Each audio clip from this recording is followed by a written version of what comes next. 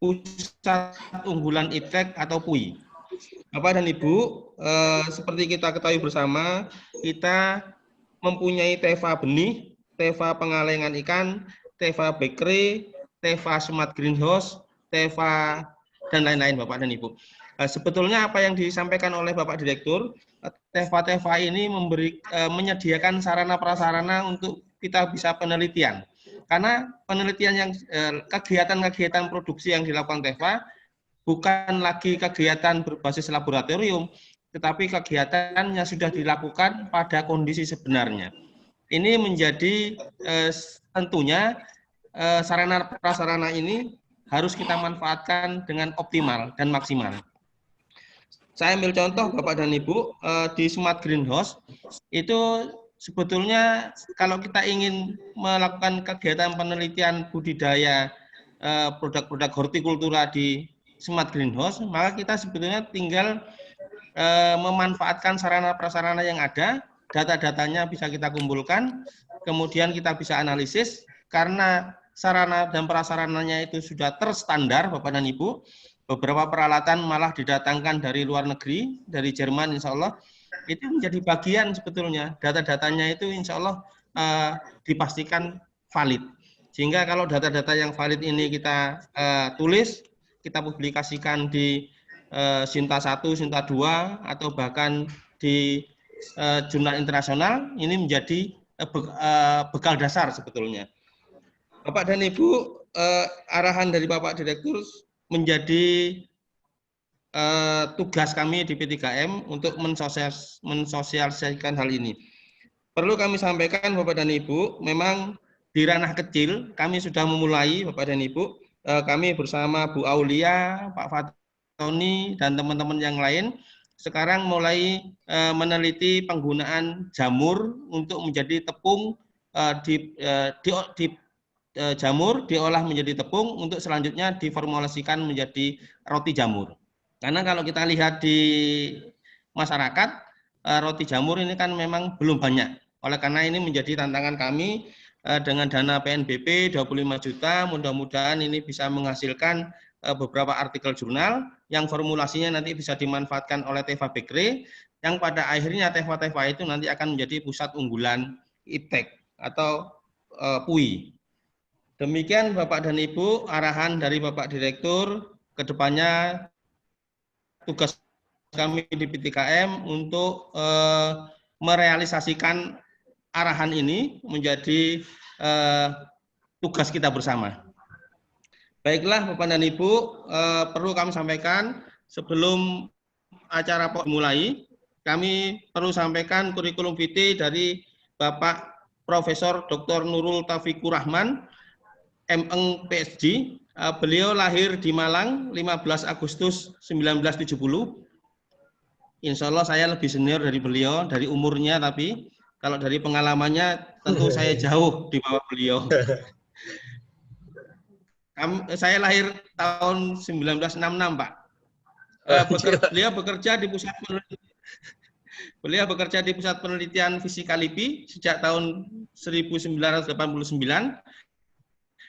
Dan saat ini menjadi Kepala Bidang Sarana Penelitian Pusat Penelitian Metalurgi LIPI. Kemudian menjadi Kepala Pusat Inovasi sejak Januari 2014 hingga 30 April 2018. Dan kembali menjadi peneliti utama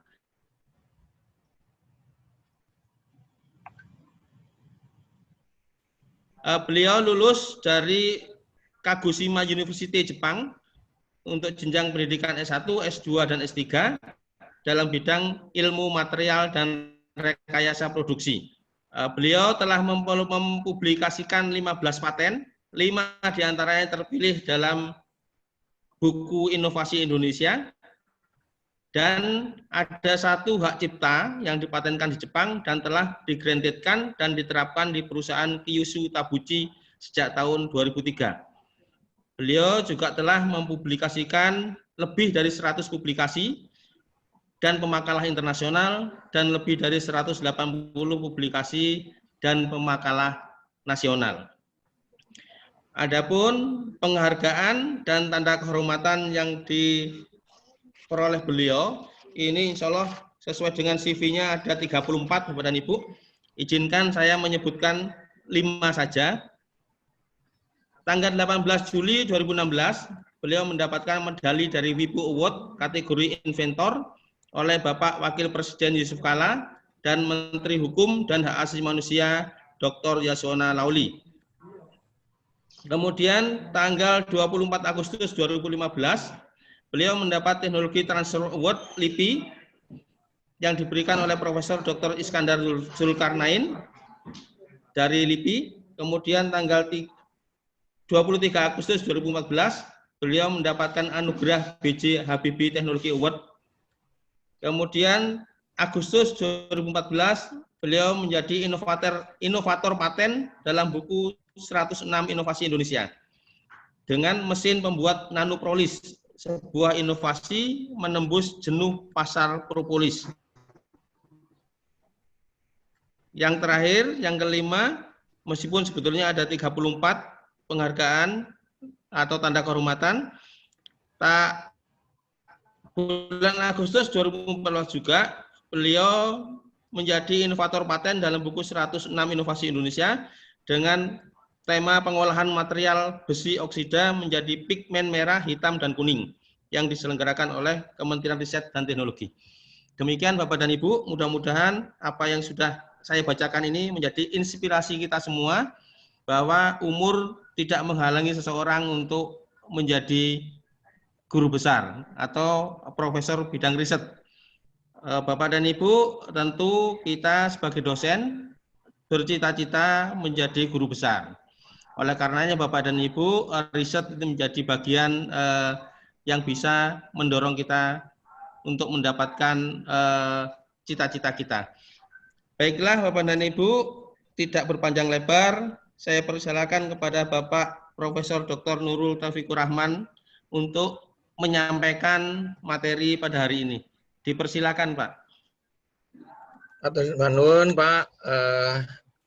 Yang kami hormati Bapak Direktur Politeknik, mohon izin dan Pak Pimpinan, dan Bapak Ibu semua, guru-guru dan senior-senior, kayaknya ini kalau saya lihat hebat-hebat ya, penemu inovator-inovator di Poltek Jember. Assalamualaikum warahmatullahi wabarakatuh. Selamat pagi, salam sejahtera bagi kita semua. Mohon izin Bapak sekalian, saya share ini ya, bahan presentasi ya, langsung ya, sekaligus. Ya, siap Pak. Jadi, ini saya share. Apa sudah kelihatan Bapak Ibu sekalian semuanya? Mohon izin. Sudah Pak, sudah. Baik, ini saya 2018 terakhir ketemu dengan sebelah saya ini Mas ini apa namanya bukalapak.com ini Mas Aki, dan ini CEO-nya Grab ya, Gojek ya. Alhamdulillah ini kesempatan bisa menjadi panggung dan Bu Tri Mumpuni ya nih bersama-sama. Saya setel video dulu Bapak sekalian ya. Saya sekarang di Pusat Penelitian Metalurgi, kebetulan menjadi kepala pusat di sana sekarang. Saya setel pengenalan dulu mungkin tentang inovasi teknologi nano dulu. Nah, pemirsa, sudahkah Anda mendengar nanoteknologi? Ica juga udah pernah dengar? Sedikit-sedikit, jadi sesuatu yang kecil kayaknya ya? Ya, nanoteknologi merupakan proses memperkecil bahan baku sampai ukuran nanometer, ya, atau 1/1 miliar meter perbandingannya. Oh, jadi analoginya seperti bumi dengan bola pingpong gitu? Nah, seperti itu. Dengan teknologi nano, suatu bahan bisa lebih efektif kerjanya. Nah, gitu. Dan katanya juga efeknya bisa lebih cepat dirasakan ya. Seperti dalam dunia kedokteran atau kecantikan. Luar biasa kan? Ini cocok nih buat Ica nih. Dia salah satunya adalah temuan seorang ahli nanoteknologi, yaitu nano zinc. Yang bermanfaat untuk kesehatan dan kosmetika. Yuk kita lihat sama-sama.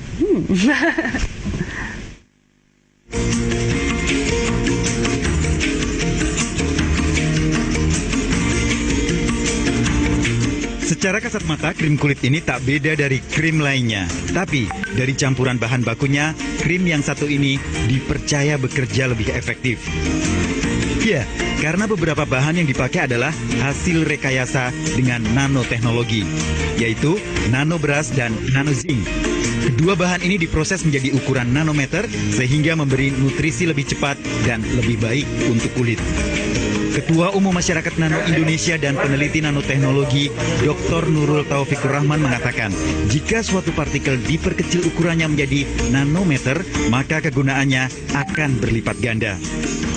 Nano itu adalah ukuran, yang mana meter mungkin, terus mili, mikro, nano. Jadi setiap 1/1000 ya meter, terus kemudian 1/1000-nya adalah mili, efisien, ya memakan dengan sedikit terus terserap dengan baik. Ya sebenarnya kira-kira itu. Sebenarnya teknologi itu sendiri gitu. Tapi fenomena yang nano ini yang kemudian diangkat gitu. Selain menciptakan bahan dalam skala nanometer, Nurul juga sudah mempatenkan 14 alat dan teknologi untuk membuat berbagai bahan menjadi ukuran nano. Sementara produk yang telah diproduksi dengan teknologi ini antara lain kopi stamina yang mengandung ginseng dan goji nano. Ada juga obat herbal, sabun, sampo sampai krim pemutih sudah diproduksi bekerja sama dengan produsen besar. Nurul bahkan sudah menciptakan baja teknologi nano. Baja menjadi lebih ringan, tapi justru dengan kekuatan bertambah. Memang, pada dasarnya dengan kemampuan mengetahui karakter nanopartikel, setiap bahan bisa direkayasa menjadi ukuran nano. Dengan teknologi ini, kita bisa mendapat produk akhir yang lebih efisien, hemat, dan ramah lingkungan. Tasya Syarif, Bayu Muda, melaporkan. Nah, ini sedikit tentang liputan di media, tapi itu sudah lama ya Bapak sekalian, 7 tahun yang lalu ya, 2013. Waktu itu paten kami baru 14 ya. Sekarang udah alhamdulillah 31, udah lumayan bertambah ya. Bapak sekalian, untuk 2 hari ini memang mungkin kita akan maraton ya, tapi saya berharap santai ya kita. Jadi diskusinya ini hanya sekedar apa namanya bahasanya sharing saja Bapak sekalian. Jadi untuk yang materi pertama ini judulnya adalah prototipe hasil penelitian, strategi evaluasi ya, memvaluasi dan menvalidasi hasil litbang kita. Bagaimana menghilirisasikan menuju hilirisasi ya, intinya seperti itu. Kami ada 4 hal yang ingin kami sampaikan di presentasi pertama ini. Pertama tentang hasil riset harus bisa dimanfaatkan masyarakat. Dan saya tadi mendengar dari Pak Direktur bahwa kayaknya sudah banyak nih pemanfaatannya, khususnya untuk industri ya. Prototipe dan paten serta metode evaluasinya, gimana supaya tingkat komersialisasinya bisa semakin mendekat ya. Peranan prototipe dalam lembah kematian inovasi ya. Dan terakhir beberapa komersialisasi hasil litbang yang di grup kami mungkin kami akan sampaikan. Bapak sekalian, Pak Presiden mungkin ya ini sering mempertanyakan tentang kemana hasil riset para peneliti dan perguruan tinggi ya. Ini kalau saya kadang-kadang menyampaikan ini eksistensi para ilmuwan sedang dipertanyakan gitu kan. Karena memang mungkin ya Bapak sekalian belum banyak dirasakan ya hasil-hasil risetnya itu oleh masyarakat luas ya, sehingga jarang dipublikasikan gitu. Meskipun saya tadi dengar dari Poltek Jember luar biasa sekali ya dengan industrinya. Lah ini mungkin publikasinya kurang gitu ya. Jadi masih juga pertanyaan ini. Bahkan di media-media Bapak sekalian 5 tahun terakhir ini saya sering membaca tentang ini yang terakhir-terakhir aja nih tahun mulai dari tahun 2016 itu ada terus ya tentang masalah ini selalu dibahas. Menkyu akui anggaran dana riset RI paling kecil misalkan ini karena memang mau dikasih juga jadinya apa gitu pertanyaannya. Jokowi anggaran riset Indonesia 26 triliun, saya selalu tagih hasilnya lah. Ini pertanyaan-pertanyaan yang selalu muncul dan akhirnya 2020 ini akan dibentuk BRIN ya Bapak sekalian. Jadi akan disatukan, diintegrasikan. Ini dalam upaya mengakselerasi hasil-hasil litbang supaya bisa dimanfaatkan oleh masyarakat, dirasakan manfaatnya oleh masyarakat. Ya ini apakah memang pertanyaan sih memang apakah memang hasil riset itu tidak ada manfaatnya gitu loh. Kalau saya dengar dari Poltek tadi wah sudah banyak gitu kan, tapi kenapa kok masih ada pertanyaan seperti ini ya? Mungkin kurang publikasinya atau bagaimana ya? Ini menjadi tantangan bagi kita dari para peneliti gitu kan. Meskipun ya yang berkomentar, yang berani jawab juga belum ada nih. Kalau begitu ada pertanyaan, 30 triliun dana riset untuk apa gitu kan. Nah, LIPI, mohon maaf Bapak sekalian, hanya sekitar 1,4 triliun Bapak sekalian. Jadi nggak berani jawab karena yang ditanya 30 triliun kan gitu. BPPT pun demikian gitu kan. Atau mungkin teman-teman lain dari UI, dan ini nggak ada berani jawab ketika ditanya hasil risetnya kemana gitu kan. Nah, kita mungkin ya Bapak sekalian terjebak ya di dalam pemikiran bahwa hasil litbang itu ya memang ujungnya adalah riset ya, zona nyaman kita ya, perpustakaan. Tapi kalau Poltek, kalau saya ngelihat karena politeknik ya mungkin selain ini juga mungkin ada ya, lebih banyak mungkin pemanfaatan tadi itu. Cuman kayaknya perlu yaitu di pemberitaan dan ini perlu dirapihkan gitu kalau saya. Nah, sekarang ini dituntut Bapak sekalian komersialisasi atau hilirisasi hasil litbang. Jadi pertanyaannya adalah untuk bisa dihilirisasi itu pastinya kan mau dialihkan ya ke dunia industri. Dari hasil litbang yang kepemilikannya mungkin kepemilikan ini milik negara, ada yang milik litbang gitu kan, yayasan atau non-profit organisasi. Kalau dialihkan ke tiba-tiba yang profit organisasi bagaimana? Ah, disitulah Bapak sekalian diperlukan adanya paten atau hak kekayaan intelektual lainnya. Ya, sehingga sekarang dituntut bahwa tidak hanya sekedar publikasi saja, tapi paper saja, tapi juga hak kekayaan intelektual untuk agar bisa dialihkan. Nah, ini mungkin ini dasar-dasar alih teknologi hilirisasi itu ini hak kekayaan intelektual Bapak sekalian. Nah, ada nggak? Kalau nggak ada, apa yang dialihkan? Hanya membantu aja servis ya. Itu kan kalau cuma servis saja, ya mohon maaf mungkin hanya cuman sekedar tidak ada yang dialihkan itunya apa asetnya gitu kan, itu hanya sekedar bisnis biasa saja usual gitu Bapak sekalian. Mungkin kita terkena mitos bahwa inovasi itu dimulai dari basic research, kemudian dilanjutkan dengan applied research, pengembangan dan komersialisasi. Nah ini linear ya, ini mitos Bapak sekalian. LIPI dan mungkin perguruan tinggi, UI dan lain sebagainya, universitas itu basic research. Poltek atau mungkin BPPT itu applied research. Mungkin orang berpikir seperti itu ya Bapak sekalian. Pengembangan dan sebagainya. Itu sehingga LIPI dan universitas jangan ditanya tentang komersialisasi dong, kan kita kan basic research kan itu. Nah, ini pertanyaan yang kadang-kadang pernyataan yang luar biasa gitu. Kita nggak mau tanggung jawab kalau disuruh ditanyain mana komersialisasinya, mana hasil hilirisasinya. Nah, kita bisa beralasan karena kami kan basic research Pak. Ya yang ditanya komersialisasi harusnya yang applied research.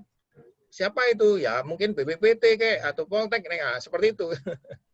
Padahal Bapak sekalian, orang-orang yang memiliki paten atau memiliki hasil riset yang bagus, ketika memiliki kemudian diminta diserahkan ke BPPT atau ke litbang, itu litbang yang lain kayak litbang kementerian untuk dikomersialkan, dia nggak mau dilepas gitu ya. Paten ini paten saya, enak aja, udah tinggal komersialisasi terus diserahkan. Saya yakin peneliti di LIPI dan peneliti universitas nggak ada yang mau diserahkan gitu kan. Mending saya bawa mati katanya gitu.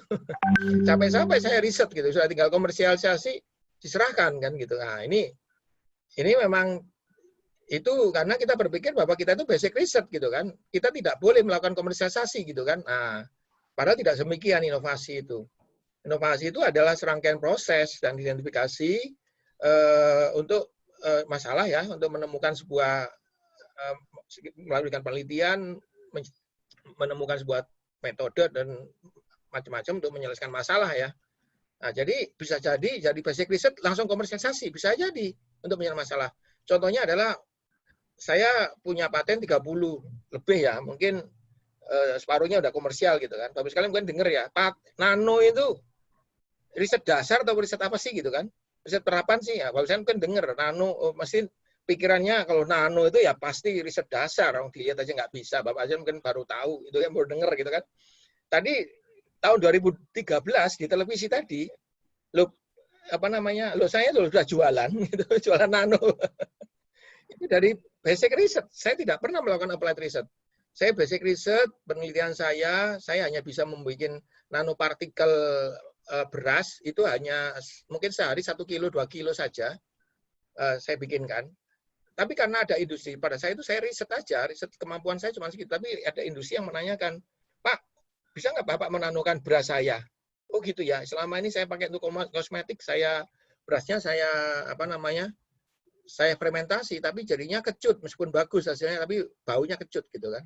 Bisa nggak Pak Nurul menanokan? Ya sudah, saya bantu menanokan. Ternyata saya cuma sehari bisa 1 kilo 2 kilo Bapak sekalian. 1 kilonya itu ternyata karena zat aktif itu hanya dipakai untuk 1% sampai 3%. 1% aja berarti dia bisa bikin 100 kilo. 1 bulan bisa 3 ton. 3 ton untuk kosmetik. Itu udah skala industri gitu kan ternyata. Jadi yang ingin saya sampaikan dari basic riset tiba-tiba saya langsung komersial, langsung jualan gitu kan, lompat. Demikian juga BPPT. BPPT katanya applied riset, tapi pada kenyataannya ada penelitian yang basic riset. Atau mungkin IBM ya, industri, dia harusnya sudah komersial, tapi tetap aja mereka melakukan balik penelitian dasar untuk memperkuat agar komersial. Jadi intinya Bapak sekalian, yang ingin saya sampaikan adalah riset itu seperti itu ya Bapak sekalian ya. Bukan riset, inovasi itu adalah menyelesaikan masalah sehingga terjadi perputaran ekonomi ya. Nah itu namanya inovasi. Sebenarnya yang disebut dengan inovasi itu katanya teman saya dari University Queensland University itu katanya gampang, ada 3 bagian saja. Pertama, new idea, ada ide gitu kan, membuat real dan unlock the value ya. Ini berarti unlock the value itu artinya membeli nilai tambah. Selama ini mungkin kunyit harganya beras harganya cuma 10.000 sekilo, dengan di teknologi nano bisa menjadi 10 kali lipat harganya, 150 kilo per 150 per kilo misalkan, 1.000 per kilo misalkan. Ya itu meng-unlock the value. Nah, itu kan katanya itu. Namun permasalahannya adalah fail to create value. Ketika penciptaan nilai tambah inilah kita itu gagal. Ya Bapak sekalian. Kita mungkin punya prototipe, punya ide membuat ini pada kondisi sebenarnya kita lebih hebat. Prototipe saya, produk saya lebih bagus daripada yang dijual di pasaran. Tapi sampai sekarang tidak ada yang beli sama sekali, tidak ada yang menggunakan. Karena apa? Karena harganya 3 kali lipat, loh kan gitu kan. Nah ini ternyata loh, secara fungsi kita sudah jalan, tapi memberi nilai tambahnya kita salah. Harganya harusnya cuma sepertiga, kita kasih harga produksinya 3 kali lipat. Berarti ini salah memberi nilai tambah. Jadi nilai tambahnya salah di dalam mengadjust pemberian nilai tambah. Atau mungkin Bapak sekalian, saya pernah mencontohkan kita bikin turbin angin yang jari-jarinya 50 meter misalkan, diuji coba di pada kondisi sebenarnya, riset pada kondisi sebenarnya dengan parameter-parameter yang semuanya sama dengan sebenarnya itu bisa jalan. Tapi begitu mau diimplementasikan, dibawa ke gunung, di atas gunung Sidrap sana, di atas gunung, nggak ada truk-truk nggak bisa ngangkut itu karena jari-jarinya 50 meter ya. Jadi ini gimana nih? Secara non teknis tidak bisa gitu kan. Nah ini juga menjadi masalah kendala di dalam berbagai masalah prototype mengapa tidak bisa digunakan di hilirisasi. Katanya teman saya Yukyu, Profesor Tim Kestel mengatakan bahwa keberhasilan dari paten pendaftaran hak intelektual itu kalau ini biasanya kesuksesannya cuma 2%. Untuk meningkatkan itu ada biasanya dengan startup. Makanya Bapak sekalian ada program-program startup itu bisa sampai 9%. Dengan adanya membuat startup itu kenaikan bisa menjadi 9% ya kesuksesan. Untuk meningkatkan lagi new product atau bikin prototype. Nah, ini prototype bisa meningkatkan sampai 18% ya, mendekati produk yang sesungguhnya kan. Nah, ini namanya new product, membuat prototype itu bisa meningkatkan kesuksesan hilirisasi sampai 18%. Ini katanya teman saya Kestel dari School. Jadi Bapak sekalian, inovasi itu adalah invensi kali komersialisasi. Jadi kalau invensinya bagus tapi nggak laku dijual, nggak bisa dikomersialkan, berarti nol. Berarti tetap itu namanya invensi, bukan inovasi Bapak sekalian. Ini katanya beliau yang terakhir, the missing part is usually validating value, memvalidasi nilai nilai tambah tadi. Jadi memvalidasi itu kita ada kesalahan yang menurut kita itu seperti ini, padahal pada kenyataannya tidak. Nah, ini kesalahan inilah yang muncul sehingga terjadi lembah kematian inovasi yang hasil risetnya tidak jadi-jadi kan gitu. Itu karena adanya kesalahan ini. Membawa hasil litbang ke dunia industri, Bapak sekalian, itu memang tidak mudah ya. Di luar negeri pun jangan berpikir bahwa enak ya, di luar negeri gampang. Tidak, Bapak sekalian. Saya 14 tahun di Jepang, program Pak Habibie S1, S2, S3 saya di Jepang. Kemudian saya 4 tahun kerja di pusat penelitian daerah di Jepang sana. Saya membantu teman-teman untuk mengalih teknologikan, menangani 5.000 industri di Provinsi Kagoshima. Itu tidak semudah itu. Memang susah membawa hasil litbang ke dunia industri. Mempertemukan antara profesor dan pengusaha itu susah. Dipertemukan ngomongnya ngalur, yang satu ngidul kan gitu kan. Nah, ternyata akhirnya tahun 2000-an di Jepang itu ada program yang disebut dengan program cluster atau CK Kenkyujo kekayaan lembaga sentra HKI dan lain sebagainya itu untuk mengakselerasi mempertemukan antara profesor dan pengusaha. Kalau awalnya pengusahanya dikasih ilmu tentang teknologi, tapi malah malas pengusahanya, ngapain saya tuh mau bayar berapa gitu kan. Nah, terus saya meningkat berapa dapat untung berapa kan gitu. Sementara akhirnya yang diajarkan adalah profesor diajari tentang ahli teknologi, tentang teknopreneur ya, sehingga dia bisa kalau ngomong tuh nyambung gitu kira-kira gitu kan. Kadang-kadang nggak nyambung, pengusaha yang ngomongnya tinggi tentang keuntungan, nah profesornya orang ngerti tentang keuntungan sama sekali gitu kan. Yang penting nggak bikin, ternyata nggak laku, harganya mahal ya. Dia tidak tahu bagaimana harus pengembangan di produk di komersialisasi. Jadi Bapak sekalian, membawa hasil litbang ke dunia industri itu seperti melewati jalan Shiratal Mustaqim, Bapak sekalian. Jadi harus lurus, kalau enggak bisa jatuh ya. Nah, karena apa? Karena mekanisme ahli teknologi belum banyak diketahui. Bapak sekalian susah mendapatkan informasi tentang ahli teknologi itu kayak apa sih, di dalam buku, paper pun tidak ada ya. Orang yang sukses, yang mungkin dari ilmuwan, dosen atau apa yang sudah sukses, kadang-kadang begitu sukses lupa nulisnya gitu. Dulu saya kayak apa sih ya, udah malas karena udah dapat keuntungan banyak gitu kan, mungkin lupa gitu kan. Lupa neliti kadang-kadang. Nah, gitu kan. Para peneliti tidak memiliki jiwa teknopreneur. Belum ada pedoman mentor yang mumpuni. Nah, ini kadang-kadang dimentorin oleh PNS sendiri gitu kan. PNS mau bisnis dimentori oleh PNS juga gitu kan. Nah, ini kemudian regulasi dan kebijakan yang belum mendukung ya. Jadi memang sulit ya ahli teknologi. Jadi Bapak sekalian, membawa prototipe hasil kita itu ke dunia industri itu menjadi tantangan besar.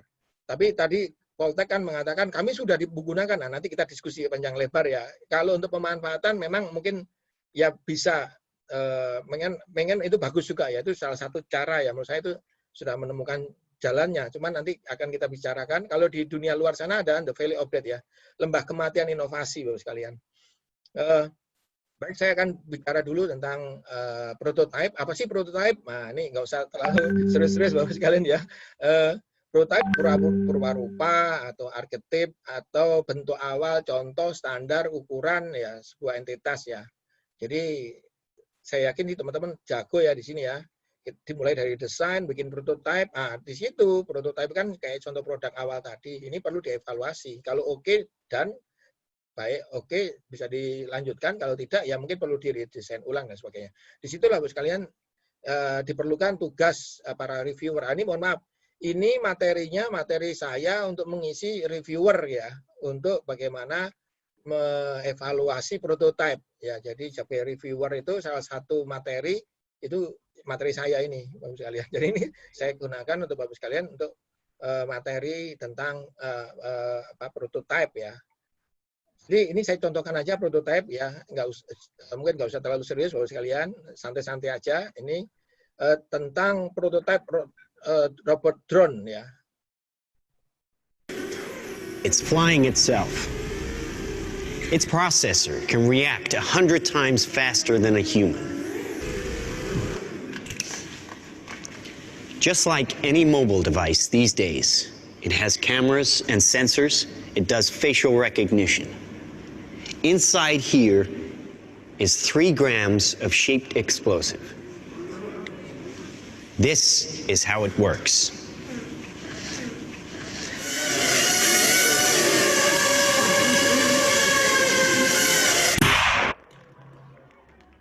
That little bang is enough to penetrate the skull and destroy the contents.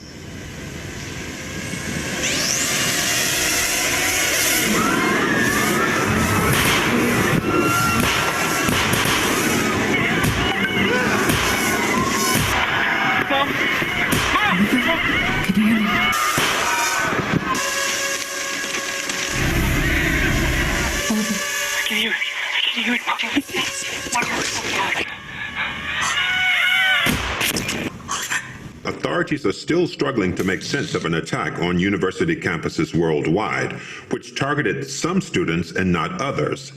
Who could have done this? Anyone. Jadi Bapak sekalian, ini adalah contoh prototipe yang secara fungsi itu berjalan, tapi jangan tegang ya Bapak sekalian. Ini saya kasih contoh supaya tidak tegang, itu kan malah ngelihat video ini jadi tegang. Ini contoh sebuah prototipe yang mana secara fungsi ini sudah berjalan, namun karena ini begitu awalnya digunakan mungkin untuk membunuh teroris gitu ya, melawan teroris gitu misalkan, tapi bisa disalahartikan, bisa digunakan sebagai pembunuh manusia secara massal kan gitu kan. Akhirnya ini tidak banyak menemui bahasanya tantangan ya, kendala macam-macam, sehingga prototipenya mungkin ada tapi tidak bisa bahasanya dihilirisasikan gitu kan. Nah, ini salah satunya. Ya, mohon maaf ini jangan terlalu tegang, ini salah nih. Mungkin yang ini deh, mobil masa depan ya. Saya setel film yang relax ya. Nah, ini prototipe mobil masa depan.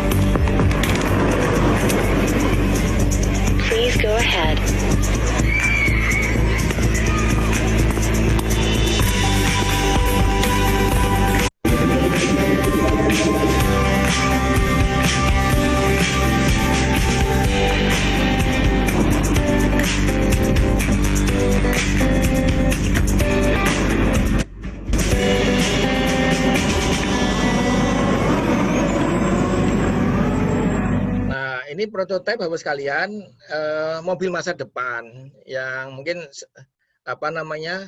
pinter, dia lebih sopan daripada pengemudi di Indonesia ini. Jadi kalau ada orang lewat silakan maju dulu, silakan nyebrang, silakan jalan gitu kan.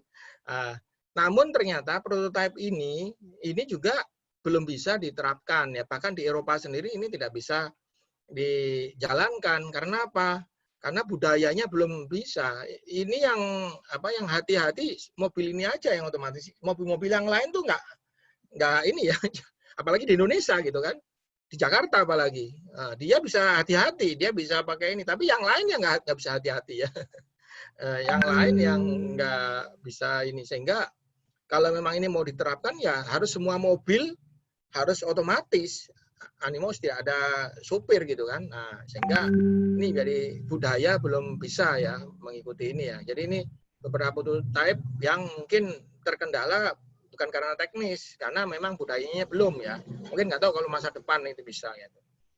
Oke, ini sebagai contoh-contoh saja. Ini beberapa alat yang berikutnya lagi yang mungkin alat yang prototype yang kami kembangkan. Ini awalnya dari Jepang. Jadi ini ada nanobubble, mesin nanobubble sekalian, yang mana Today we will be exploring one of the leading technologies of Japan. In particular, we have a technology called nanobubble water. This technology was actually introduced approximately 3 years ago at the Aichi Expo. There was an unusual fish tank that amazed so many visitors. Snapper and carp were swimming together in the same body of water, which is impossible in the wild. The answer to this secret is the oxygen nanobubbles. As of today, in the nanobubble water, all types of fish have lived together for nearly 3 years and counting without any problem. They are very healthy and even grow faster than if they were in their natural environment. Jadi ini asal dari Jepang, sehingga dengan pengembangan nanobubble memasukkan oksigen di dalam air, ikan air tawar dan air laut itu bisa hidup bersama, Bos sekalian. Jadi sudah tidak ada lagi bahasanya ini ya, kampret dan ini sudah bergabung ke satu gitu ya. Jadi cebong dan kampret sudah jadi satu gitu. Jadi ini dengan teknologi nanobubble yang dari Jepang ini bisa menggabungkan ikan ya, menambah oksigen di dalam, menggabungkan ikan laut dan ikan air tawar, bahkan nanti kesemuanya bisa ikut barengan gitu, hidup bareng bersamaan. Nah ini kami membuat prototype, reverse punyanya mereka, ini seperti ini contohnya. Jadi teknologinya adalah bagaimana air dan oksigen itu dimasukkan, dan gas oksigen atau gas udara dicampur dengan udara, kemudian dicacah di dalam sini dan keluar ukurannya nano gitu Bapak sekalian. Jadi ini konsepnya adalah mencacah ya prosesnya. Jadi bukan metode nozzle yang banyak di Indonesia atau di mana-mana itu mungkin bikin nozzle ya. Itu bukan nano, itu mungkin mikro ya. Mungkin ada nanonya tapi tidak tahan lama ya. Ini teknologinya. Ini kami membuat reverse, dan alhamdulillah Bapak sekalian mungkin kemarin ada perlombaan ini. Halo, saya Dedi. Saya Hardi. Saya Rizky. Kami dari nanobubble.id. Kita merupakan dari tim nanobubble.id yang merupakan startup mesin aerator berteknologi nano, di mana menghasilkan gelembung oksigen berukuran nano yang bisa mensuplai oksigen di tambak udang ataupun tambak perikanan. Dan kita integrasikan dengan IoT system yang bisa Anda akses pada aplikasi smartphone Anda.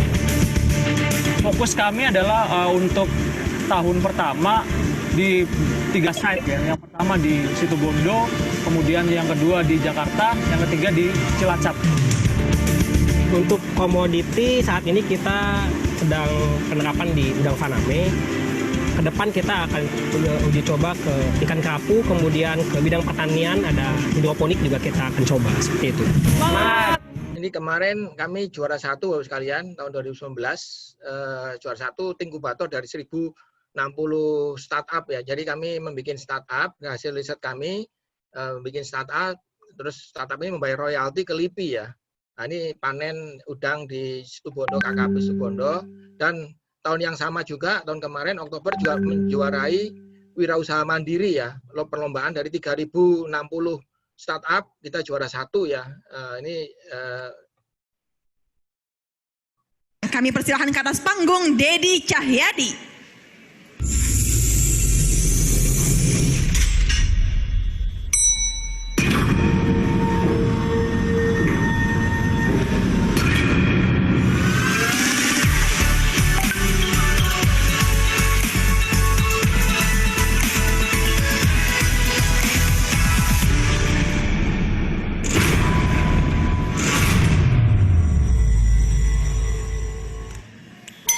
Selamat malam Indonesia, perkenalkan saya Dedi, CEO dan co-founder dari nanobubble.id, startup penerapan teknologi nano untuk mampu meningkatkan produktivitas budidaya perikanan di Indonesia.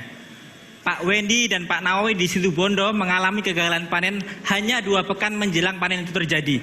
Dan 60% lebih masyarakat di Indonesia mengalami kegagalan panen. Maka kami dan tim membangun suatu mesin yang mampu menghasilkan gelembung berukuran halus, nanobubble namanya. Apa dampak dari nanobubble? Pertama, oksigen meningkat signifikan. Pernah kita 2 kali lipat di Situbondo. Yang kedua, kita mampu meningkatkan produktivitas hingga 100%. Dan yang ketiga, kita meningkatkan daya tahan dari serangan virus dan penyakit. Saat ini kita mencoba mengaktifasi lahan-lahan marginal di penduduk masyarakat pesisir yang menguasai 32% kemiskinan di Indonesia. Oleh sebab itu, mari dukung nanobubble untuk membuat petani dan udang lebih bahagia. Assalamualaikum warahmatullahi wabarakatuh. Pemenang Best of the Best Wira Usaha Muda Mandiri tahun 2019 adalah Dedi Cahyadi.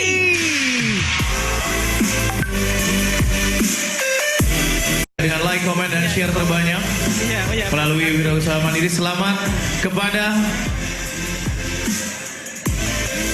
Novi Bayu Darmawan. Jadi Bapak sekalian, ini prototipe yang kami kembangkan. Alhamdulillah kemarin juga juara beberapa kali ya. Ini membuat gelembung yang didanai oleh PPTI ya, di Ristek ya, dalam waktu 1-2 tahun ya, kemarin 2,5 tahun sudah dihilirisasi oleh startup ini, dan sudah tahun kemarin 2019 itu udah omsetnya udah hampir udah melebihi 3 miliar ya. Ya alhamdulillah ini hasil litbang yang langsung bisa dikomersialkan ya, dihilirisasi. Ini prototipe.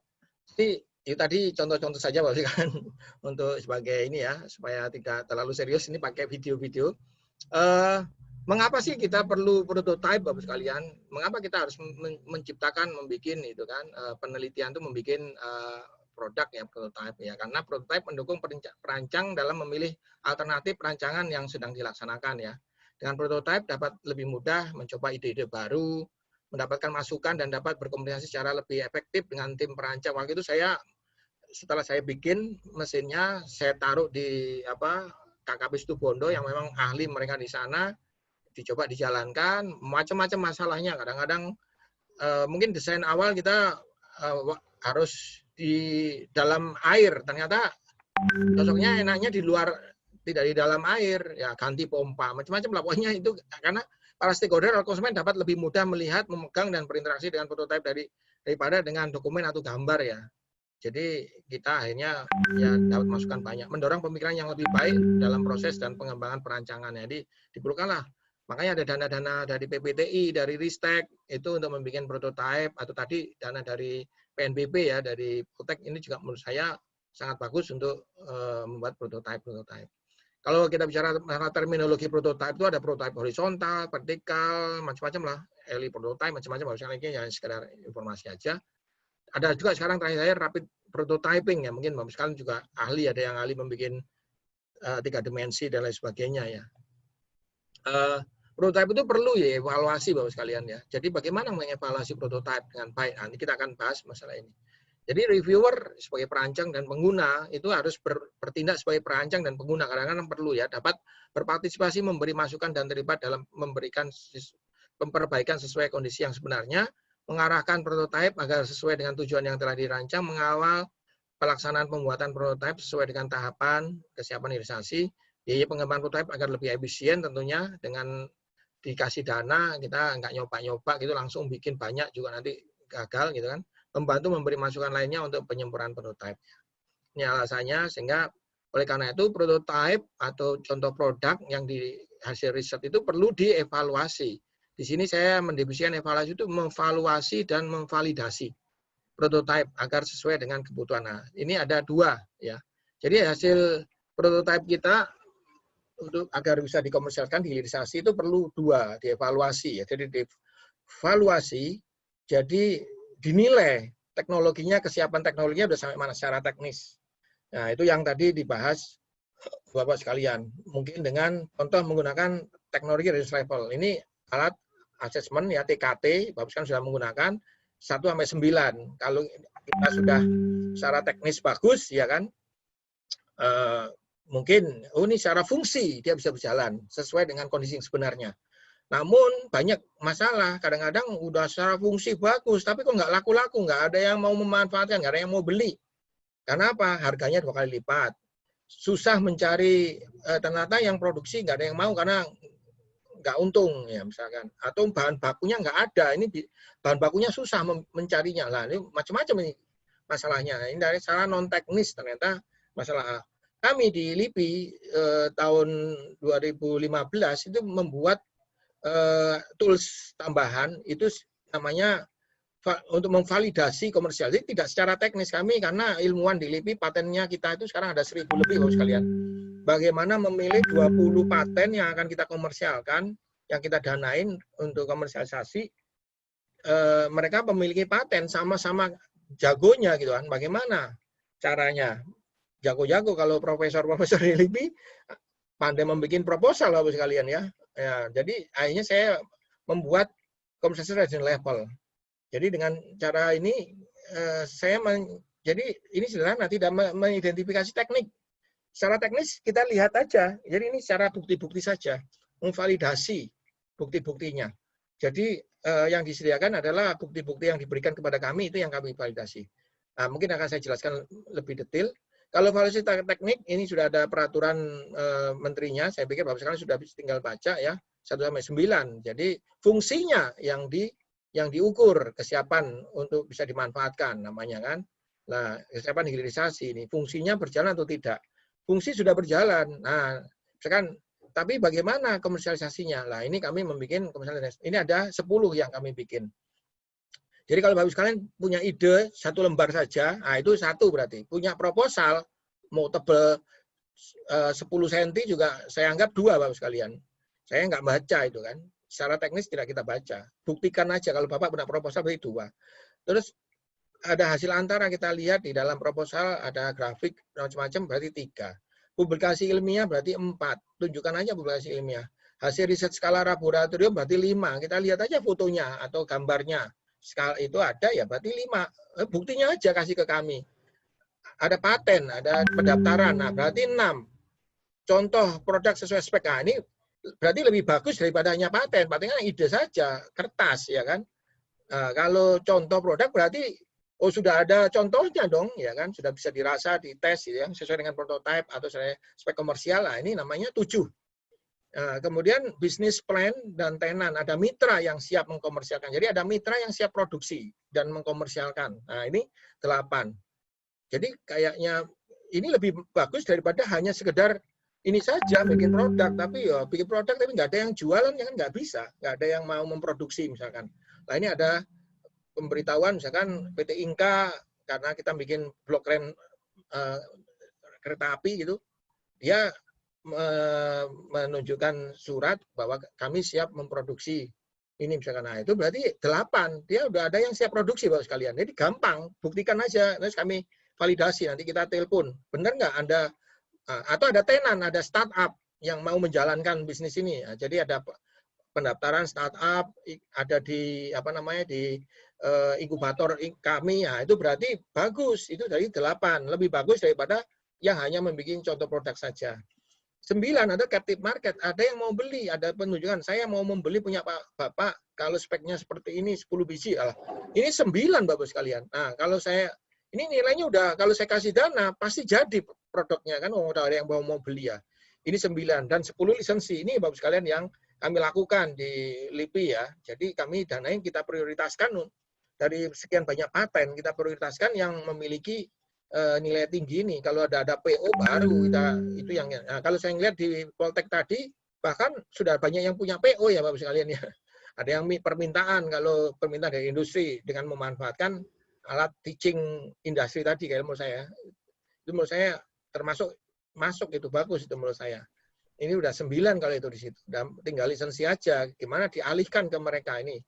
Nah, sayangnya nomor 8. Nah, ini tenan atau mitra pelaksana kadang-kadang mungkin dia tidak ada ya. Tadi ada ide outsourcing. Pelaksana siapa? Harusnya kan membuat perusahaan ya. Perusahaannya itu yang mungkin harus kita bicara nanti di step berikutnya. Ini kami gunakan pengukuran tingkat kesiapan prototipe memasuki pasar komersialisasi Bapak sekalian. Jadi ini gampang, ini kami bikin idenya Bapak kalau ada ICP, data dukungnya, terus data dukung proposal riset, data dukung. Jadi kita hanya melihat data-data dukungnya saja gitu sekalian ya. Ini data dukung laporan, paten, data dukungnya macam-macam. Ini kita hanya lihat data dukungnya, Bapak sekalian. Nah, dengan demikian, jadi inovasi itu dikatakan berhasil jika terjadi komersialisasi. Makanya ada komersialisasi level, ya kan. Secara non teknis, secara komersial memang sudah ada yang produksi, sudah ada PO, sudah ada lisensi, ya itu namanya komersialisasi yang kami bikin, ya. Pemanfaatan teknologi hasil litbang atau TRL, ya. Jadi teknologi readiness level, ya, fungsinya jalan melalui manufaktur produk, itu MRL, ya, yang dapat dimanfaatkan. Dan ini MRL itu ini ya. Jadi MRL itu siap produksi massal, ya. Beda dengan TRL. Kalau TRL ini kesiapan produksi massal, ini Kemenperin bisa menggunakan ini ya. Jadi sudah siap produksi massal gitu kan. Nah, kesiapan dalam produksi massal. Ada juga investment readiness level, misalnya kalau nanti bikin startup atau ada perusahaan yang mau invest dari teknologi kita, mungkin ada lagi nih investment readiness level lah. Ini kayaknya perlu kita diskusi ini, Bapak sekalian. Saya tambahkan sedikit, Bapak sekalian, mengapa prototipe itu harus dipatenkan? Nah, harus didaftarkan ya, dipatenkan. Kadang-kadang para peneliti bilang, Pak, punya saya nggak terlalu ini, Pak, penelitiannya cuma nambahin sedikit saja dari yang komersial. Loh, itu kan sesuatu yang baru, berarti bisa dipatenkan. Kalau nggak ada yang baru, ngapain diteliti kan gitu ya.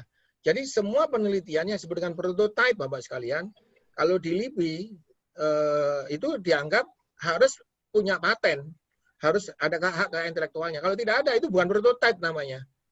Itu ya barang biasa aja, nggak ada prototipe, nggak ada yang bisa diinikan, bukan menjadi aset tak berwujud gitu nanti.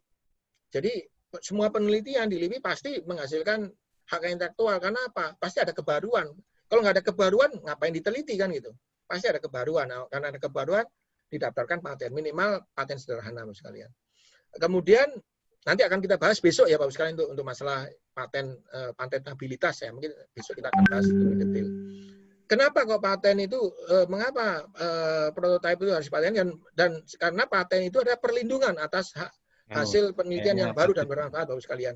Jadi Bapak sekalian, dengan adanya paten itu tujuannya bukan komersialisasi ya, paten itu tujuannya adalah perlindungan. Jangan sampai Bapak sekalian menemukan terus nggak mau dipatenkan, nggak usah lah, ini buat apa? Silakan aja orang pakai. Tiba-tiba tahun depan di televisi muncul ada orang yang melakukan penelitian seperti kita dan muncul, terus kita ngomong, loh itu punya saya, itu teknologi saya kembangkan nih, sambil nangis-nangis kita ya. Nah, sakitnya di sini Bapak sekalian. Ada di sini itu kan. Ya karena itu apapun, kalau untuk masyarakat harus dipatenkan juga. Untuk apa? Untuk melindungi Bapak sekalian. Siapa tahu digunakan untuk orang kemudian mematenkan dan digunakan untuk kepentingan yang lain ya. Yang kedua, tujuan paten adalah mengukuhkan kepemilikan negara dan pengakuan terhadap peneliti Bapak sekalian. Jadi pengukuhan kepemilikan negara. Jadi ini menjadi aset tak berwujud, menjadi aset yang bisa dicatatkan Bapak sekalian, dan bahkan ini bisa dijaminkan di bank.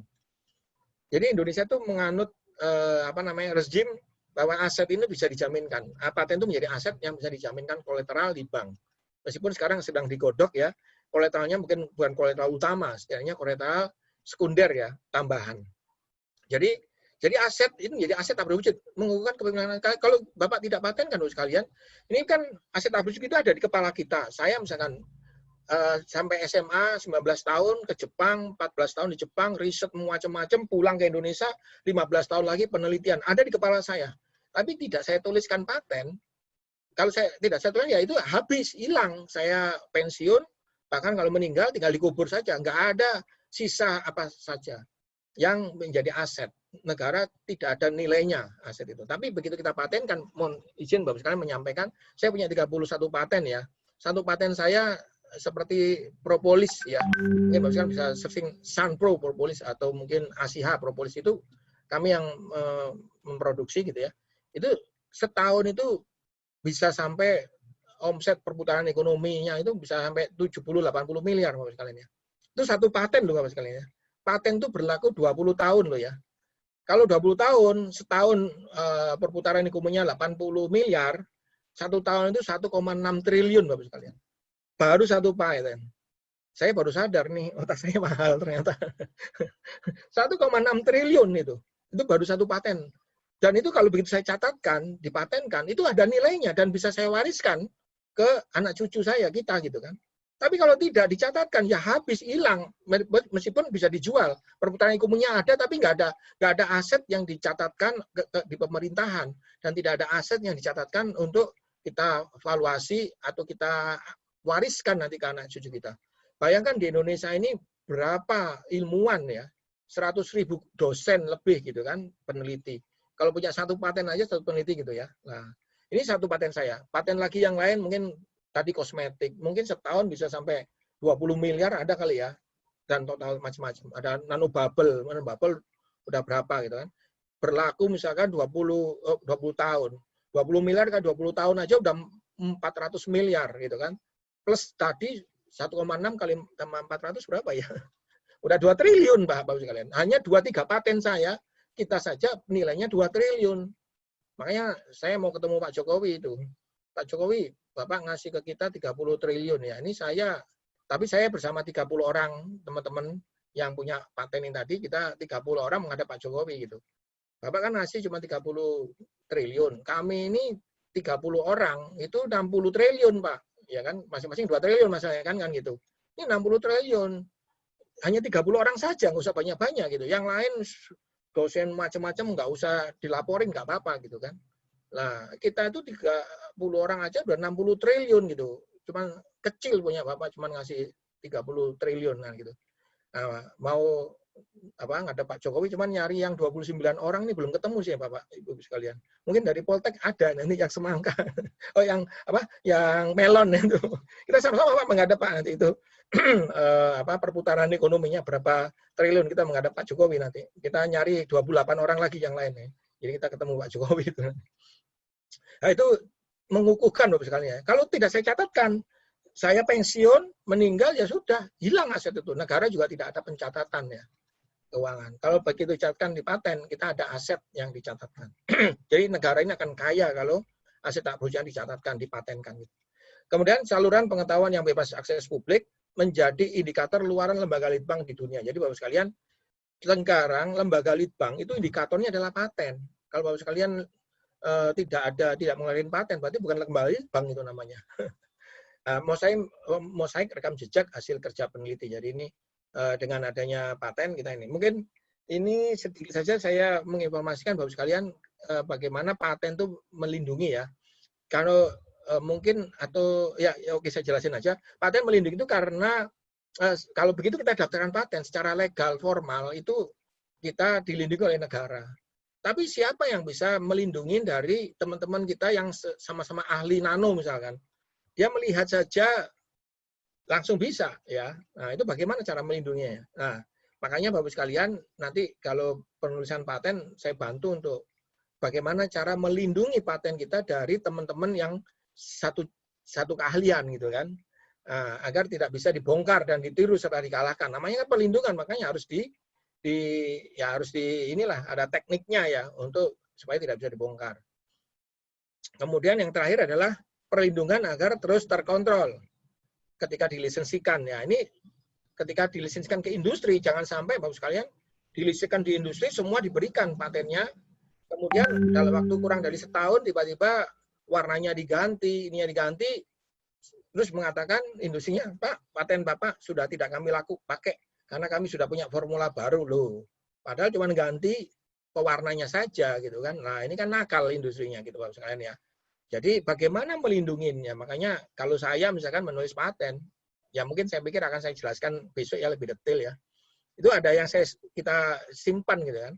Kalau saya menulis biasanya kan sekurang-kurangnya, misalkan membuat nanopartikel ini sekurang-kurangnya bahan baku utamanya adalah A, B, C, D. Ya kan, bahan baku utamanya yang saya tulis, yang nggak utama kan nggak perlu saya tulis kan gitu ya.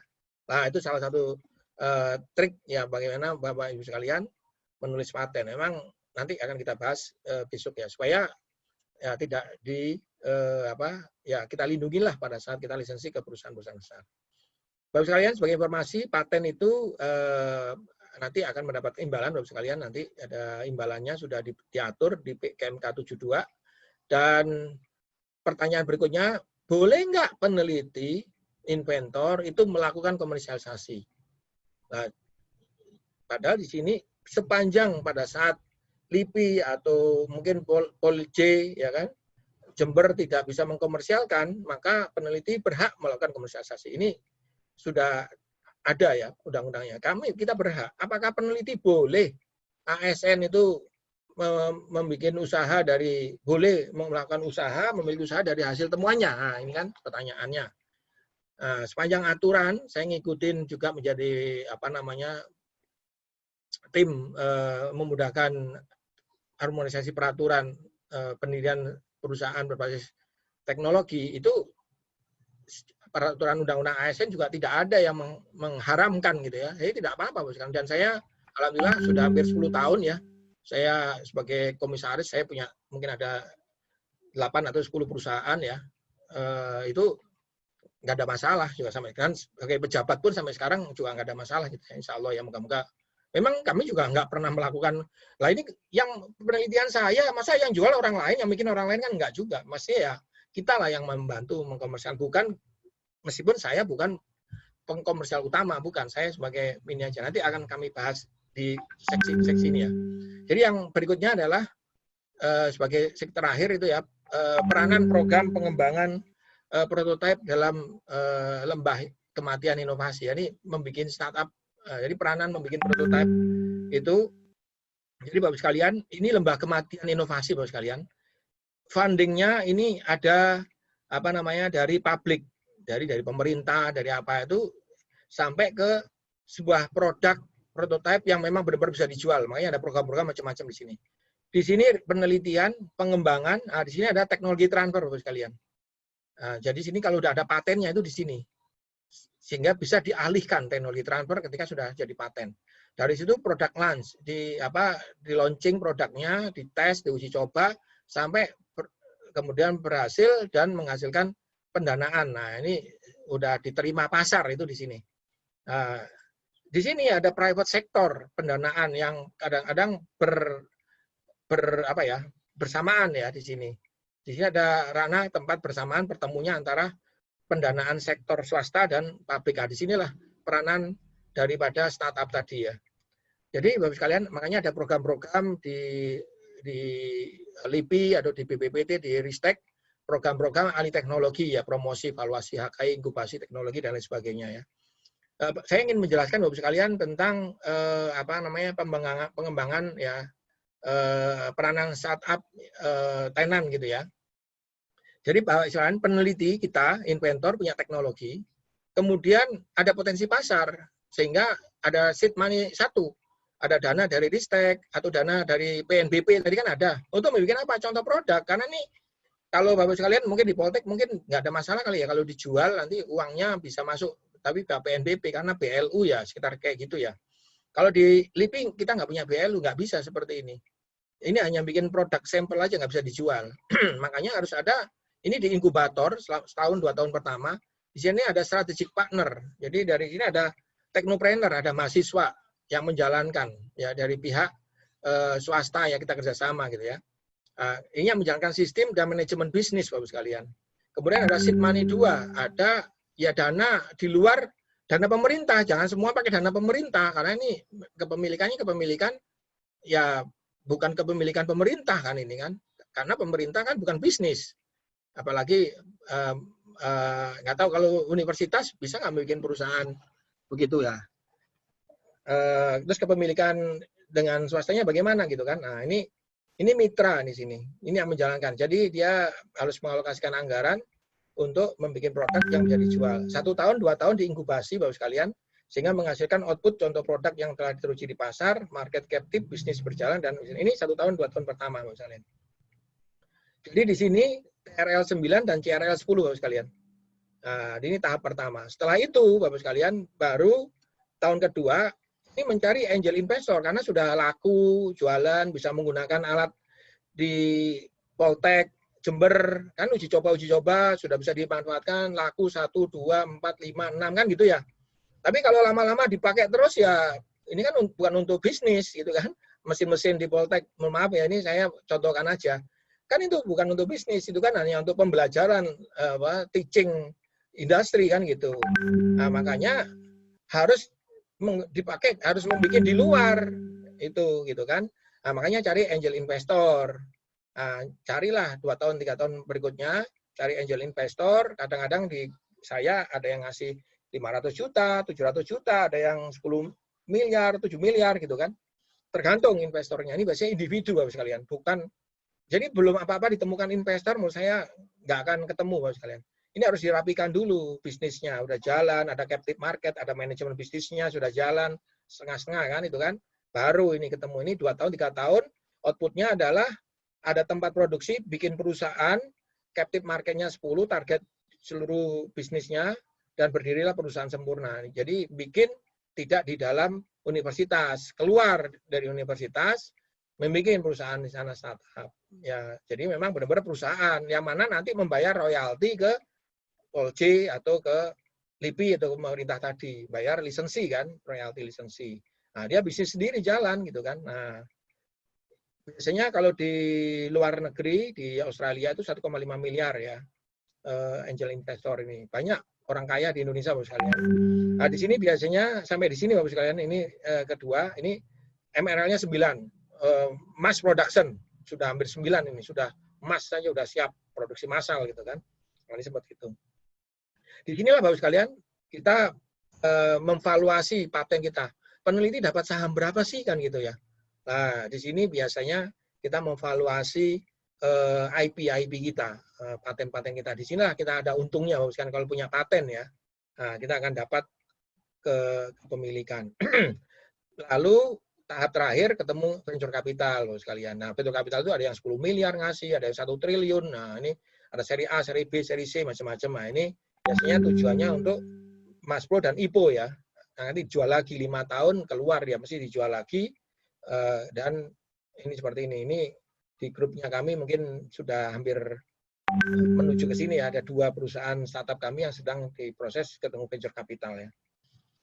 Saya jelaskan tadi ya Bapak sekalian, ini tambahan saja. Jadi model-model alih teknologi hilirisasi di LIPI saya yakin sama dengan di tempat Bapak di Poltek, karena universitas bukan swasta ya, negeri ya. Ini hampir sama. Jadi model pertama adalah misalkan ini research center atau mungkin fakultas atau jurusan ya, itu langsung ketemu industri, kemudian langsung melakukan komersialisasi, alih teknologi bahasanya, hilirisasi. Jadi dengan membayar royalti, jadi langsung diurus oleh jurusannya langsung gitu kan, departemennya langsung. Nah, ini ada kasus di LIPI juga seperti itu. Kami punya pusat penelitian, dia langsung ketemu sama industri. Nah, biasanya ini tipe pertama, zaman-zaman dulu seperti ini Bapak sekalian. Puslitbang LIPI memberikan lisensi kepada langsung ya, tidak melalui mekanisme PNBP. Ini inventornya kurang dapat haknya, tidak kontinu, biasanya malas inventornya. Ini contohnya yang dilakukan di LIPI ya Bapak sekalian. Ini langsung dilisensikan zaman-zaman dahulu ya, peraturannya belum ada sehingga penelitinya nggak mau, padahal 2 miliar lebih ya, perputaran ekonominya cukup lumayan bagus, semoga lapangan kerja juga bagus. Nah, ini tidak disukai oleh para peneliti tidak mendapat haknya ya, karena ini zaman dahulu. Ini sekarang ada juga yang tadi ya, pengalengan itu juga punyanya LIPI ya. Kita tahu ya, sudah maju industrinya, industrinya udah kaya, penelitinya masih kaya apa ya. Jadi kaya apa ya? Ini udah kaya raya, ini kaya apa penelitinya? Karena dia PNBP-nya 0, digratisin aja, membantu katanya. Nanti kayaknya di akhirat, di surga katanya gitu. Nah, ini ada juga yang seperti itu sekalian, kasihan. Saya terus terang ya ini gimana sih gitu kan? Ini industrinya udah punya gedung macam-macam ya, ternyata ini penelitinya masih kayak apa gitu kan. Nah, ini juga kasus dalam menurut saya ya, sesuatu yang mungkin perlu didiskusikan lah gitu. Nah, ini yang tipe pertama, model pertama. Model kedua, saya yakin Bapak Ibu nanti ada modelnya seperti ini di tempat Bapak nanti. Atau yang mungkin teman-teman yang jalan di luar itu banyak, pasti kayak gini. Yang kedua, model kedua.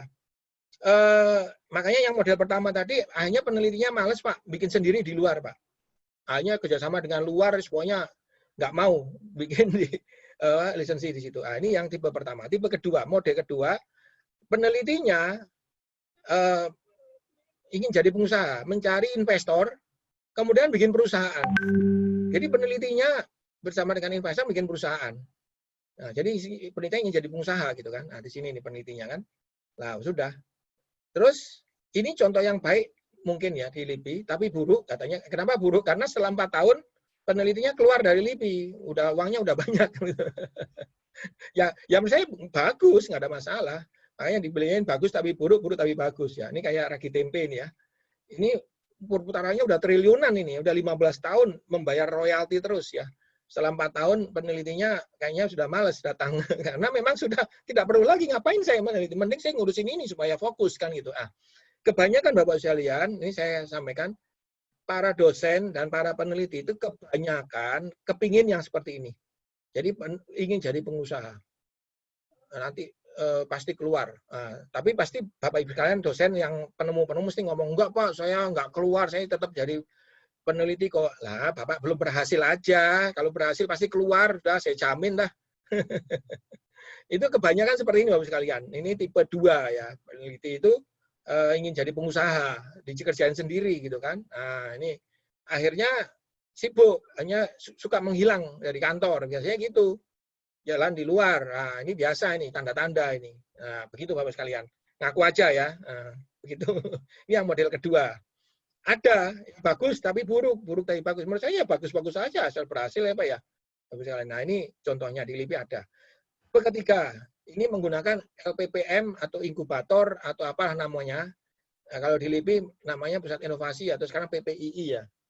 Jadi satuan kerja atau departemen itu dibantu bikin startup, tenan atau apa kan kita ada nih. Kalau ini tidak bikin startup, dibantu difasilitasi oleh LPPM misalkan. LPPM membantu mendanain pakai dana. Tadi kan ada tuh dana apa namanya PNBP 25 juta lah. Ini kayak gini nih. Jadi yang ngurusin semua nanti LPPM-nya gitu kan. Nah, penelitinya enak di fakultas atau di departemen, tidak disibukkan dengan tetek bengek gitu kan. Dikasih dana, bikin produk, jadi berhasil. Nah, ini tipe ketiga. Penelitinya nggak mau susah, nggak membuat perusahaan, nggak bikin tenan, pokoknya dikasih ke industri, udah percaya bisa diikat. Nah, ini menurut saya Poltek banyak yang kayak gini juga, menurut saya model ketiga. Ini banyak, kayaknya Poltek banyak yang seperti ini ya. Ini di LIPI juga ada Bapak sekalian. Ini 5 tahun bikin penelitinya cuma nerima royalti saja Bapak sekalian. Terima royalti, nggak ikut milikin pabrik gitu kan. Ya pabriknya jalan-jalan sendiri kan. Nanti royalti tiap tahun bayar sekian kan gitu. Ini model ketiga. Terakhir model keempat. Ini yang saya usulkan. Saya punya seperti ini. Jadi kami di Pusat Penelitian Metalurgi atau Fisika di sini ya, kami mencari partner adik-adik muda, teknopreneur, bisa saudaranya, kakaknya, adiknya, anaknya kan gitu ya. Nah, saya anak muda, saya membuat tenan, bikin startup di inkubator LIPI gitu kan. Nah, penelitinya ikut di sini bikin startup. Pemilik saham kecil-kecilan aja. Di sini kan kita ada 3 orang ya, udah kita sekian persen kan gitu. Nah, tenannya inilah yang menjalankan bisnisnya Bapak sekalian. Jangan dosennya atau penelitinya yang menjalankan bisnis. Nah, ini yang kesalahan ini. Itu berarti dosennya atau penelitinya ingin jadi pengusaha itu kalau yang jalanin bisnis. Jadi yang jalanin bisnis, mahasiswanya, doktornya, yang gitu apa maksudnya, adik-adiknya, teknoprenernya, penelitinya tetap meneliti di kantor kan gitu. Ini saya mengusulkan seperti ini. Kemudian mencari investor ini tenannya, sambil produksi, coba produksi dan lain sebagainya, mencari investor, ketemu bikin perusahaan startup, ya kan. Di sini penelitinya ada di sini. Saya punya saham, ada beberapa startup 10 perusahaan. Saya punya saham paling ada yang 5%, ada 10%. Nggak usah banyak-banyak karena kita juga nggak kerja banyak kan. Nah, yang punya saham banyak ya para anak adik muda ini, mahasiswa, jangan saya mahasiswa dijadikan sebagai OB ya.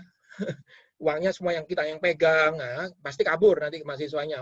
Uangnya kalau ada peluang mahasiswa yang bikin di luar nanti Bapak sekalian. Jangan seperti itu ya. Mahasiswanya dikasih kesempatan jadi direktur, kita yang penelitian. Nah, patennya kan juga kita kunci Bapak sekalian. Nah, nanti ini yang royalti ya, ini penandatangan MOU lisensi, ini yang membayar royalti, yang menjalankan adik-adik tenan. Nah, penelitinya dapat double, lisensi dapat, startup saham juga dapat, meskipun ya kecil ya, tapi kan lumayan daripada nggak dapat sama sekali kan. Nah, sehingga penelitinya fokus ke penelitian, teknologinya dikembangin terus sama penelitinya. Nah, ini yang saya usulkan. Jadi Bapak sekalian bisa memiliki perusahaan. Makanya penelitian tahun ini saya nanobubble, 2 tahun selesai nanobubble sudah saya alihkan. Saya penelitian yang lain. Saya jadi lagi, saya bikin perusahaan lagi. Jadi lagi bikin startup lagi, saya terus seperti itu gitu ya Bapak sekalian ya. Nah, itu model konsep, sehingga peneliti meskipun tidak punya saham besar di satu perusahaan, tapi dia punya banyak saham di berbagai macam yang diciptakan. Itu usulan saya sekarang ini model keempat. Hingga saya masih di sini, saya sebagai kepala pusat di sini, ya, tiap hari juga saya ngantor, karena yang kerja bukan saya kan, adik-adik kan. Nah, tapi saya mendapatkan haknya. Ini menurut saya lebih bagus. Di LIPI ini kami perputaran ekonominya sekian ya, lebih dari 10 miliar setahun. Nah, ini nanobubble kemarin sudah hampir 3 miliar ya omsetnya gitu kan. Ya ini seperti itu Bapak sekalian. Jadi ini kalau boleh saya setel dulu sebentar. Kalau biasanya peringatan 17-an identik dengan tokoh anak muda, kali ini kita akan berkenalan dengan tokoh yang pernah muda. Hai, saya Nurul Taufiq Rahman dari LIPI. Bidang saya nanoteknologi. Ini adalah cerita bagaimana Nurul membuat solusi untuk masalah oksigen dalam budidaya udang dengan bantuan teknologi nano. Udang memerlukan oksigen untuk respirasi. Jika kebutuhan oksigen dalam air ini tidak terpenuhi, maka pertumbuhan udang akan kurang optimal, bahkan bisa mati. Kadar normal oksigen dalam air adalah 2-4 ppm. Dengan teknologi nanobubble, kadar oksigen bisa meningkat 2 kali lipat. Singkatnya, hal ini adalah aerator dengan teknologi nano. Fungsinya mengubah ukuran oksigen menjadi sangat kecil sehingga lebih mudah diikat oleh partikel air, dan hasilnya air menjadi kaya oksigen dalam waktu lama dan udang pun bahagia. Nurul Taufikur Rahman saat ini memiliki 23 hak paten dan kekayaan intelektual, sebagian besar di bidang teknologi nano. Prestasinya tidak hanya di bidang keilmuan, Nurul juga sukses mengawinkan penelitiannya dengan dunia industri. Saat ini, Nurul bekerja sama dengan sekumpulan anak muda untuk mendirikan startup teknologi yang fokus pada IoT nanobubble. Jadi ini apa namanya Bapak sekalian, patennya hari ini hari kemerdekaan kemarin muncul wawancara CNN. Nanti saya juga hari ini harusnya wawancara lagi karena kami menemukan alat attack lagi ya. Ini mau diwawancara lagi oleh CNN juga. Ini ada banyak yang model bentuk model tipe 4 ini banyak ya Bapak sekalian. Ini ada banyak di LIPI prototipe yang mungkin komersialnya seperti yang saya sebutkan tadi. Jadi penelitian itu memiliki saham di perusahaan itu gitu. Tapi bukan saham utama, bukan pelaksana, tapi sebagian. Nah, ini Bapak sekalian sebagai penutup ini Pak Nur ngapain aja sih timnya ini saya sampaikan. Ini kami punya sekarang ada sekitar 10 perusahaan startup. Ini adik-adik kita ada 200 orang Bapak sekalian. Mungkin sekarang sudah tinggal 130-an karena ada pandemi Covid ya. Merumahkan banyak ini startup kami. Ini ada manajer-manajer dan calon-calon direktur ya. Ini sekarang banyak. Kami punya 31 paten sekarang. Tahun kemarin 23, sekarang nambah 7. Mungkin tahun ini targetnya sih 15 ya patennya ya. Publikasinya lebih dari 400, kita lebih dari dapat 80 grand. Waktu itu saya ditanya Bapak sekalian, Pak Nurul produknya mana? Ya, akhirnya saya kuliah lagi manajemen bisnis di IPB. Saya dokter saya 2 ya, 1 manajemen bisnis. Hanya saya bagaimana membawa hasil litbang ke dunia industri ya. Ini dulu 10 tokoh penemu masalah kalimat Tempo 2010, 2012. Kami dapat penghargaan dari Pak Pasha Akbar, dari Pak Nuh, dari Pak Habibie. 2 kali saya dapat dari Pak Habibie, yang satu dari BPT, Pak Habibie dari BPT, Teknologi World, terus kemarin dapat isu Kala dengan Pak Ridwan Kamil bersama Pak Ipo. Nah, kami sekarang mendirikan Nano Center sekalian, persis di Puspitek, ini gedungnya, adik-adik startup ini mendirikan office, head office, holding company-nya. Kami ini grup kami, ini ada Dr. Radio Mikono, ada 4 dari UNESA, dari luar negeri, Dr. Albian, dan banyak ilmuwan-ilmuwan yang gabung bikin produk bersama kami, bikin startup ya Bapak sekalian. Jadi konsepnya adalah teknopreneur ini penelitinya punya paten, nggak bisa bisnis, adik-adik teknopreneur, mahasiswa ini dipertemukan. Nah, nanti operating capital kami memberi beasiswa kepada adik-adik itu semua ya. Ini kasih beasiswa untuk menjalankan bisnisnya. Kita kasih co-working space, kita kasih business coaching, dan nanti carikan investor dan networking ya. Nah, ini namanya Nano Venture kita. Nah, kita ingin menolong the value of debt ya di sini. Jadi kita punya 10 perusahaan tahun 2019 kemarin, omsetnya udah 38 miliar Bapak sekalian, adik-adik, dan telah menciptakan 500 lebih pegawai ya, adik-adik yang ini. Ini perusahaan-perusahaan kita, mungkin Nano Bubble omsetnya tahun kemarin 3,3 miliar, Scooter 7 miliar, ini Nanotech Herbal ini paling gede ya, 19 miliar. Ada yang 700, ada 2,1 miliar, ini Natura, pegawainya cuma 5, tapi omsetnya 2,4 miliar. Ada juga ini berapa ratus juta. Ini ada kita membuat perusahaan perumahan ya, Nanoland namanya, itu 2 miliar. Ya macam-macam ini Bapak sekalian, ini adik-adik perusahaan kami. Mungkin sebagai contoh saja ini perusahaan, jadi ini ada penelitinya bersama Dr. Eti, kebetulan dari BPT, istri saya, dengan Mas Novan dari Taiwan misalkan.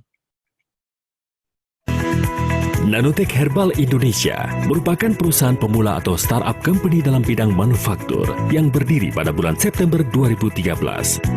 Pada tahun 2014, PT Nanotech Herbal Indonesia mengikuti seleksi inkubasi teknologi di Lembaga Inkubator BPPT.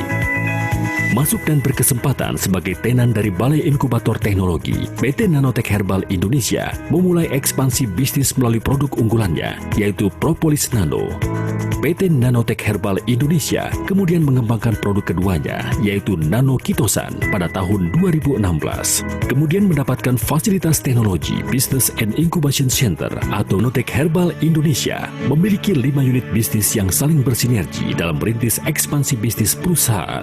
Unit pertama adalah produksi yang berperan menghasilkan berbagai macam produk nano berbahan baku herbal dan bahan organik. Dua produk yang menjadi bukti kekuatan perusahaan adalah Propolis Nano dan Kitosan Nano. Propolis Nano sudah teruji untuk imunostimulan pada manusia dan banyak industri yang sudah melakukan rebranding Propolis Nano dari Nanotech Herbal Indonesia. Kitosan Nano diprediksi akan penderita diabetes juga Unit kedua adalah jasa karakterisasi bahan. Unit ini merupakan bagian dari R&D yang membantu pihak luar perusahaan untuk melakukan uji karakterisasi bahan di NHI menggunakan mesin dan alat yang dimiliki. Unit ketiga adalah jasa nanoprocessing. Dengan teknologi yang dimiliki perusahaan, Nanotech Herbal Indonesia membantu industri-industri herbal Indonesia untuk memiliki bahan herbal yang sudah diproses dengan teknologi nano. Jadi ini saya ingat perusahaan startup ini berdiri 2013 Bapak sekalian. Ingat-ingat saya asetnya cuma 50 juta gitu waktu itu ya. Sekarang udah hampir 50 miliar ya asetnya ya. Luar biasa ya pertumbuhannya nih startup. Terus ini membuat anak perusahaan namanya PT Natura. Ini saya dengan ini Mas Aul dari lulus dari Pakistan.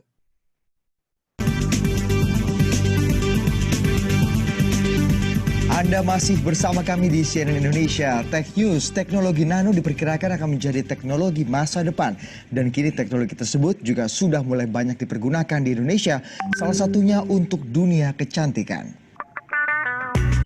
Dibandingkan produk sejenis, karena partikelnya dibuat dengan ukuran 1 hingga 100 nanometer. Krim atau cairan yang dibawa partikel nano akan bergerak pada lapisan kulit yang paling bawah, sehingga manfaatnya dapat dirasakan secara maksimal. Teknologi nano dalam produk kecantikan wajah sebenarnya sudah mulai digunakan di Indonesia sejak tahun 2013. Ya, memang produk kecantikan yang menggunakan teknologi nano langsung terasa karena partikel yang dibuat sekecil mungkin langsung meresap ke dalam wajah dan membuat wajah lebih segar dan bersinar. Tak hanya di bidang kecantikan, dalam 5 tahun ke depan, diprediksi teknologi ini akan banyak dipergunakan dalam industri kesehatan hingga kemiliteran. Prasidya Puspa, Jakarta. Jadi sini ilmuannya bertemu dengan adik muda mendirikan perusahaan. Jadi ini direktur-direkturnya yang menjalankan bisnisnya gitu kan. Dan ini alhamdulillah ini omsetnya ya baru 2 tahun sudah hampir 6-7 miliar ya. Ini luar biasa ya adik-adik ini. Ini yang tadi yang menang ya Grab, yang apa namanya startup Nano Bubble yang tadi, mohon maaf, ini tadi. Terus ada yang lagi kemarin sore sahabat beasiswa ini Mas Ikono ini membuat bagaimana menyekolahkan ini beasiswa di luar negeri kan banyak ya. Ini kerjasama dengan Gubernur Bangka Belitung dan Bangkita Nusantara ini ya macam-macam ya. Ini bagaimana bisa keluar negeri. Mungkin dengan Poltek boleh Pak, bisa kerjasama dengan kami. Adik-adik ini jadi beasiswanya dicarikan, tidak bayar mahal ya, hanya sekitar beberapa puluh juta, tapi bisa dapat beasiswa sampai lulus gitu kan dari luar negeri ya gitu. Produk-produk kami di luar banyak sekali, Bapak sekalian, mungkin lebih dari 50 lebih ya yang sudah dipasarkan. Ini champion-championnya mungkin Bapak bisa searching, Bapak sekalian, Sunpro, Propolis misalnya, ini setahun bisa 100.000 botol kadang-kadang ya. Itu ada lagi ini Asiha dari Admin Hareka, mungkin bisa searching ya. Itu juga dari teknologi nano kami, ada Kolina, ada Gizi. Kalau Gizi mungkin ini dulu ya kita pakai beras nano. Gak perlu khawatir karena kulit kusam. Gizi Essential White cerahkan wajah cantikmu. Terus kalau yang ini mungkin 2018 ya, Garcia.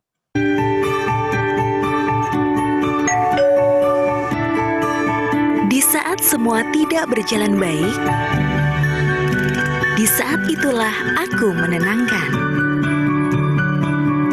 Garcia Skincare mengandung ekstrak kulit manggis, mencerahkan, dan mencegah kerutan pada wajah. Garcia Skincare, cantik dalam ketaatan. Jadi Bapak sekalian kalau ingin masuk surga pakai Garcia ya. Ini katanya begitu. Ini ada lagi yang Esko ini pakai Nano Gold ya, kerjasama dengan Bu Tutik dari UNESA, juga dengan LIPI ya, Fisika membuat nano emasnya. Ada lagi Jamco, Jamsi, ini kita yang menanukan ya Bapak sekalian, untuk banyak lagi ya. Kalau Bapak sekalian ke Indomaret ada deterjen, Nano Silver, nah itu produk-produk adik kami yang nano ya, yang membuat nanonya gitu. Dan mungkin ini produk baru sekarang yang mudah muncul, pasta gigi, macam-macam ya, ada yang baru-baru ini muncul, Slim Kesehatan ini, adik-adik dan kita sudah kerjasama dengan perusahaan-perusahaan besar di Indonesia ya adik-adik. Saya pikir itu sebagai penutup hasil Pak. Jadi valuasi hasil litbang itu perlu dilakukan dengan seksama yang untuk mengakselerasi hilirisasi ke dunia industri dan masyarakat luas. Sebagai kuncinya adalah mengevaluasi yang benar ya. Teknologi transfer itu dievaluasi dengan benar secara teknis dan secara ekonomis, kemudian riset invensinya bagus dan technopreneur attitude ya. Ini ya. Jadi ada lagi nih video sedikit.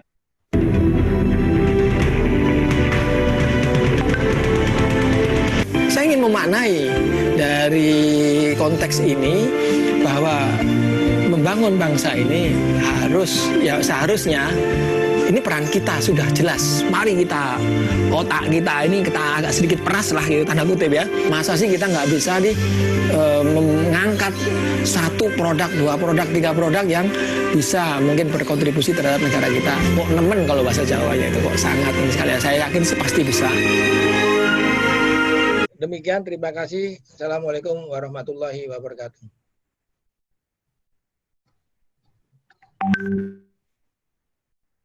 Saya kembalikan ke Bapak Moderator, Pak Budi. Oke, matur nuwun Prof Nurul. Alhamdulillah Bapak dan Ibu, materi yang disampaikan menggugah kita semua Bapak dan Ibu. Ternyata menjadi peneliti itu juga mempunyai potensi untuk menjadi kaya. Begitu Bapak? Iya. Iya.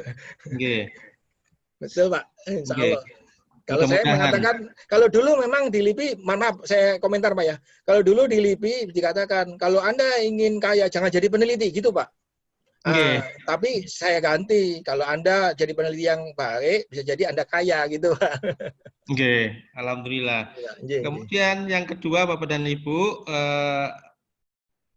kata kunci yang disampaikan beliau, masa sih tidak bisa kita menghasilkan 1 atau 2 produk yang bisa membanggakan kalau kita khususnya di Politeknik Negeri Jember, Pak. Sehingga apa yang disampaikan Pak Direktur, beliau sangat berkeinginan paling tidak ada varietas padi dari varietas Poliji 1. Nah, seperti contoh-contoh seperti itu, Pak. Paling tidak nanti ada pupuk organik Poliji 1 dan sebagainya. Mudah-mudahan Bapak dan Ibu kita bersiap-siap untuk memeras otak kita sehingga kedepannya produk-produk yang dihasilkan Bapak Ibu dari Politeknik Negeri Jember juga nanti akan diharapkan bisa mengharumkan nama Politeknik Negeri Jember. Bapak dan Ibu, kita masih ada kesempatan untuk mendiskusikan. Bila mana ada pertanyaan, kita buka sesi pertama untuk 15 menit pertama. Monggo Bapak Ibu dipersilakan, ada beberapa hal yang perlu langsung ditanyakan kepada Prof. Nurul.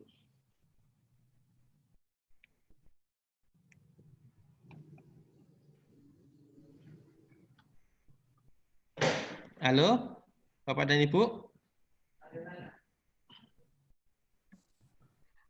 Saya boleh Pak Budi? Oh, silakan Bu Dr. Tanti.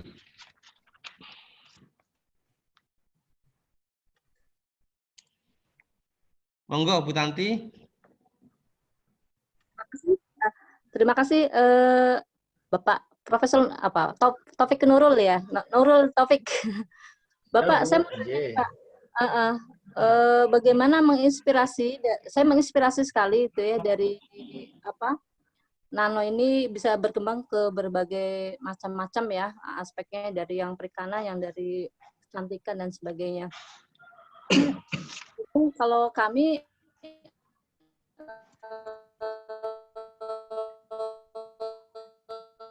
stressingnya adalah coba berpikir bagaimana saya berpikir ke arah produk. Pak, saat ini saja Pak ya, kalau pengembangannya itu adalah pakan ternak gitu. Kalau mengembangkan berkolaborasi dengan nanoteknologi, kira-kira misalnya ini bagian dari Poltek, bagaimana dengan mengambil dari mengembangkan teknologi yang Bapak kembangkan. Mungkin beri masukan kepada saya untuk inspirasi bagaimana Poltek bisa menjadi bagian dari mengembangkan nano yang Bapak kembangkan ke dalam produk-produk seperti padi, seperti pakan ternak, dan sebagainya, Pak. Mohon itu saja, Pak. Pak Budi, makasih. Baik, Bu. Oke.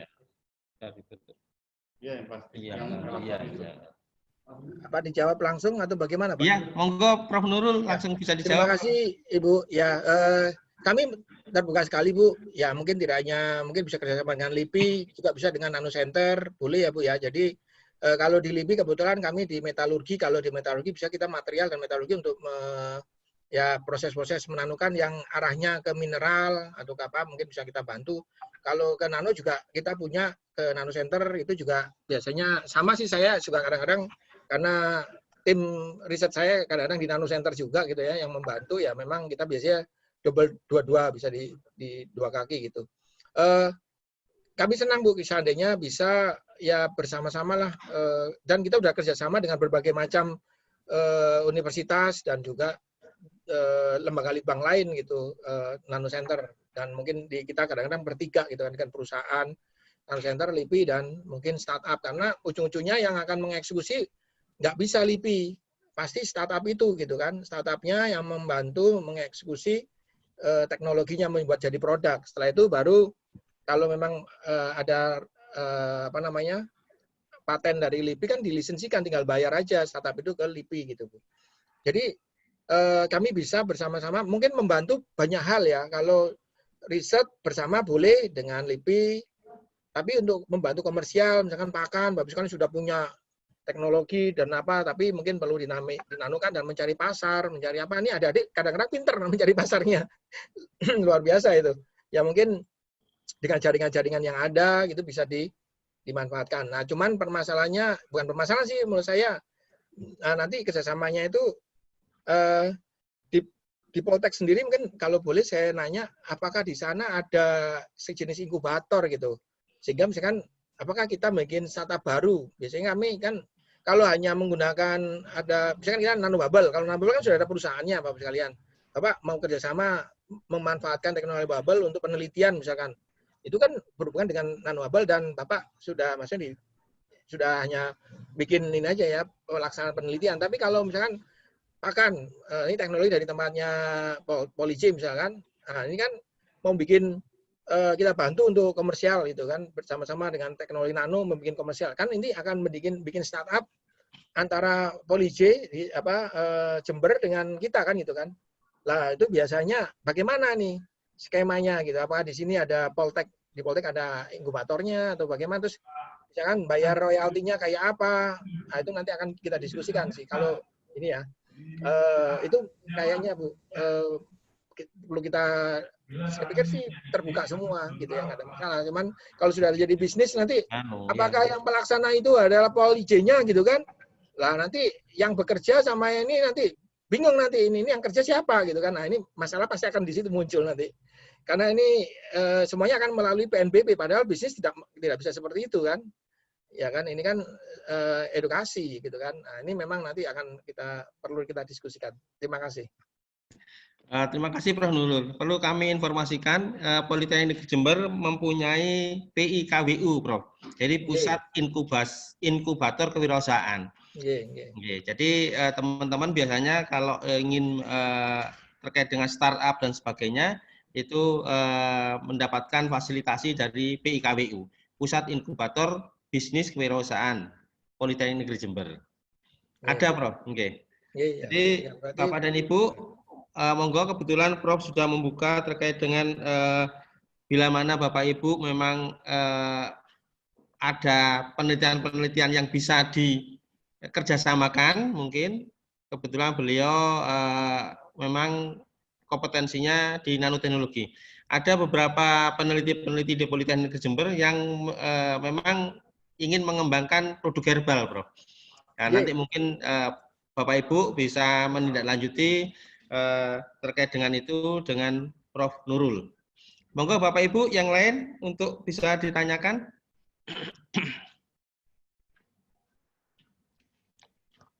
Mungkin Pak Danang bila ada di grup ini bisa menyampaikan terkait dengan PIKWU-nya.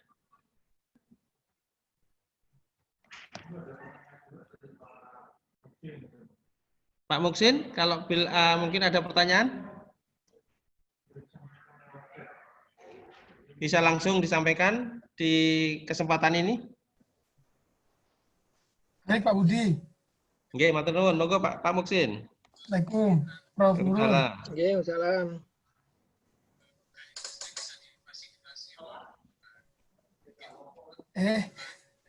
Maaf, background-nya ini Prof. Tadi saya sebenarnya sudah tanya di room chat, Prof.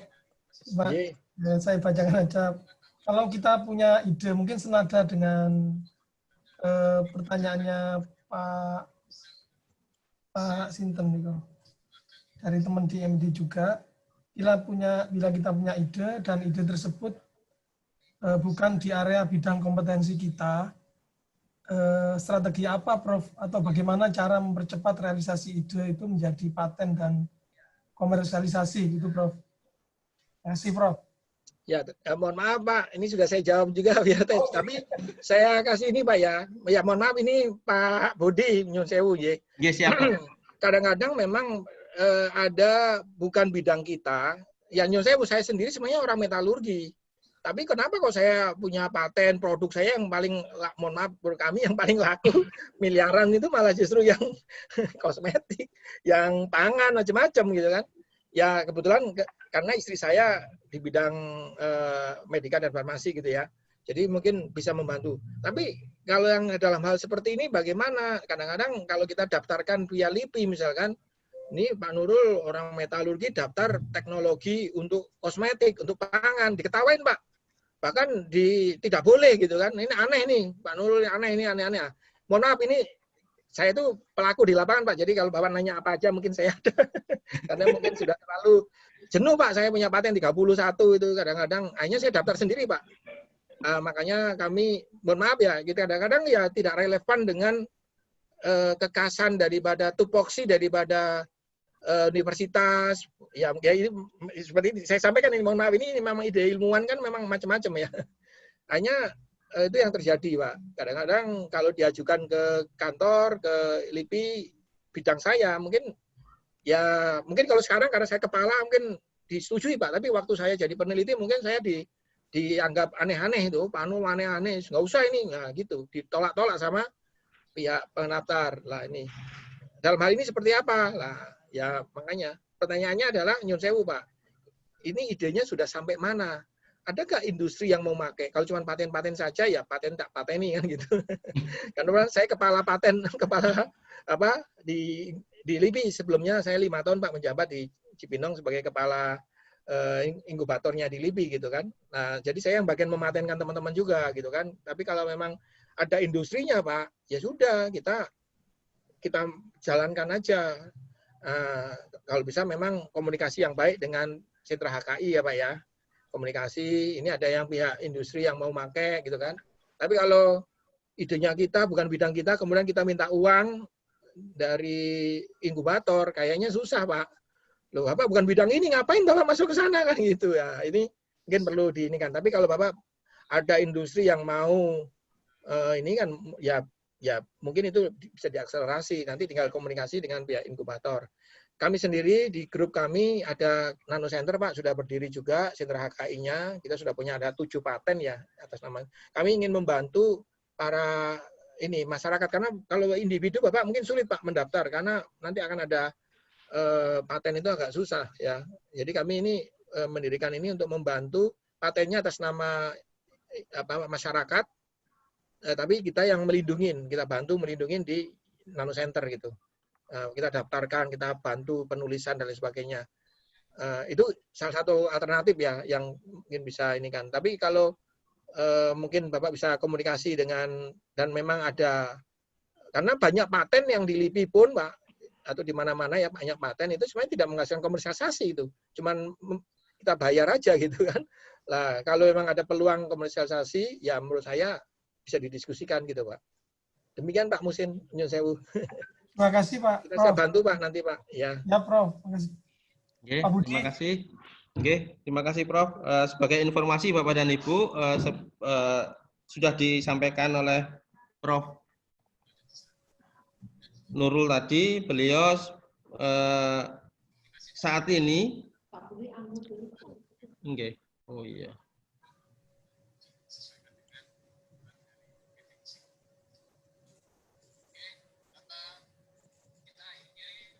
Mohon maaf Bapak dan Ibu, karena faktor umur ini biasanya sering lupa. Oh belum ya? Oh, saya sudah. Oh ya Allah, Bapak dan Ibu, mohon maaf Bapak dan Ibu. Oke.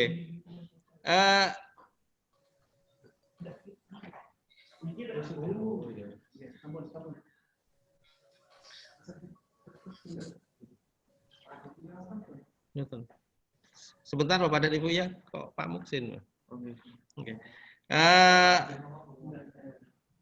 Hingga saat ini Prof. Nurul masih menjadi 10 komisaris ya, menjadi 10 komisaris dari perusahaan beliau.